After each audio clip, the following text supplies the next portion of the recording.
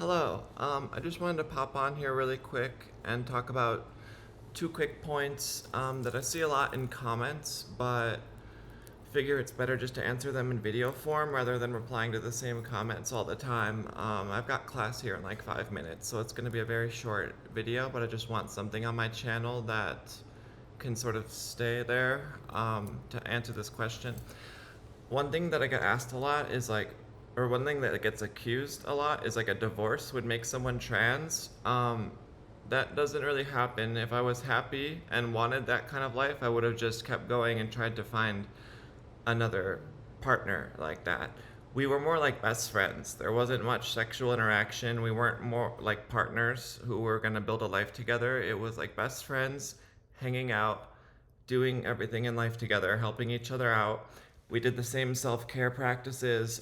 She helped me with shopping and building my second wardrobe at the time.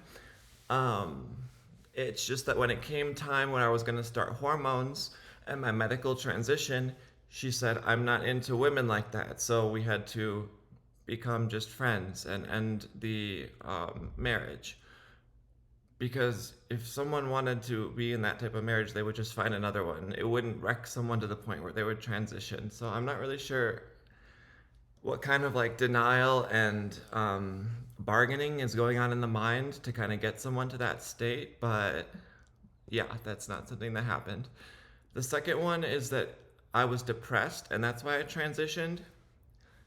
Yes. If imagine if every day you woke up you wanted your body to look different. Imagine if every day you woke up you looked in the mirror and you didn't like what you saw. And the further along that your body was affected by the hormones that were in it, it made you more and more depressed. People who are pre-transition, who are transgender, are going to be depressed as a side effect of not being in the body that aligns with their gender identity. The further along I get where the hormones affect my body in the way that is affirming to me and in the way that I actually like looking at myself and enjoy myself these days, the happier I get, the less medicines I've needed, and the better my life has gotten. Um, the cells in the body turn over every 7 to 10 years. The hormone that's dominant in your body at the time of a new cell being born determines the attributes of that cell, which is why I make breast milk now. I don't produce anything down there. This is a bit of like very intense medical information, but your skin gets thinner. You don't sweat the same. Your pheromones, your smell, everything changes. Along with that, the hormones that trigger in the brain are very different, which is why the further into transition I've gotten, the more I've been able to lean into being myself, and the more like interests can change and the way you see the world aligns more with how your brain's properly working.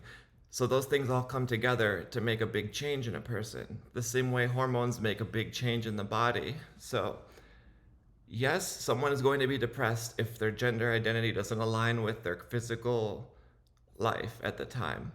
And no like trauma in life makes someone want to change genders. It's traumatic living a life where you're not aligned with the gender identity you are. I think that's it.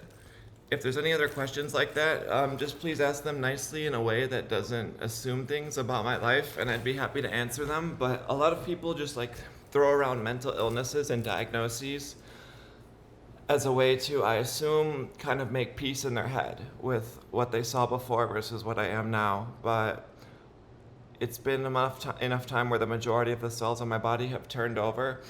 And yes, I look a lot different. Yes, my expression's a lot different, but that was the goal the whole time. Since I was 12 years old, laying in bed, praying to God at the time, because I was raised Catholic, why I was born in this body and why I couldn't be who I saw and like thought as. So I'm much happier now.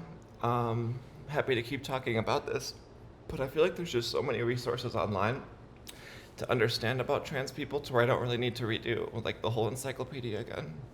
But yeah, I'll keep sharing my story. Love you. Talk to you soon.